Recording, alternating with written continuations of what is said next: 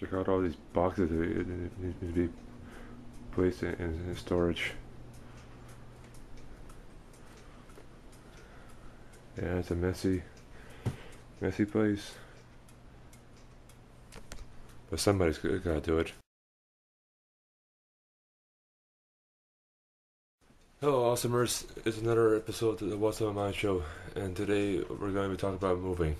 Now, if you have ever lived in a house, or apartment, you know how hard it is that moving takes a long time, and moving it requires a lot of work and planning and getting the right amount of boxes and furniture into a truck or a storage space in order to make everything neatly packed so you don't forget anything. But what also you should be worried about when moving is that they have the right amount of people to help you. Now, I'll tell you a story, which is just a story today. When I was helping a friend of mine move a couple of years ago, there was it was me and him and one more guy helping him and his mom move because they're moving from Vancouver to Toronto, and we were folding up boxes and taping them and cutting out the tape, and that was basically the three of us job. I would fold down the box, and then my friend who was moving would put down the tape, and then the other guy would cut the tape. But what happened was, instead of we did it for a whole bunch of boxes, and then one particular box was one that really, sorry, had really stood out from the others because it's the last box. Sorry about that. I was eating a bagel this morning.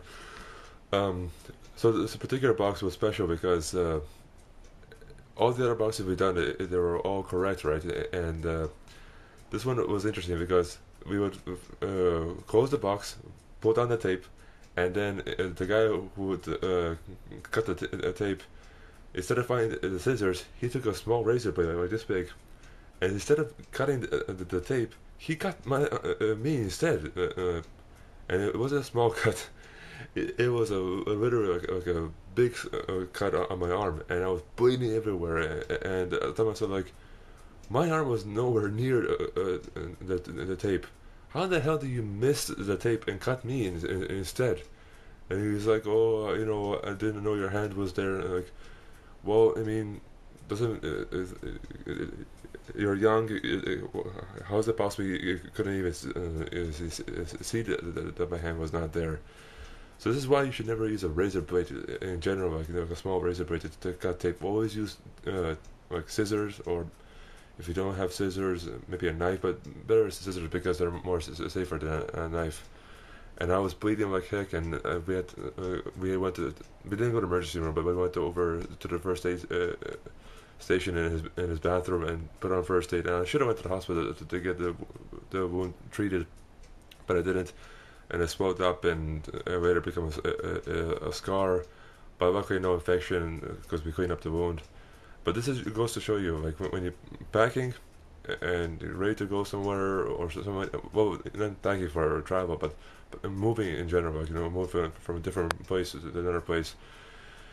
It's always good to have multiple people helping you. That way, you serve less time doing hard work. You finish a lot of things faster, and you get a lot more done in the day than you plan out. Instead of doing like moving packages for several days, you can do multiple packages and within a few hours if you have the right amount of people.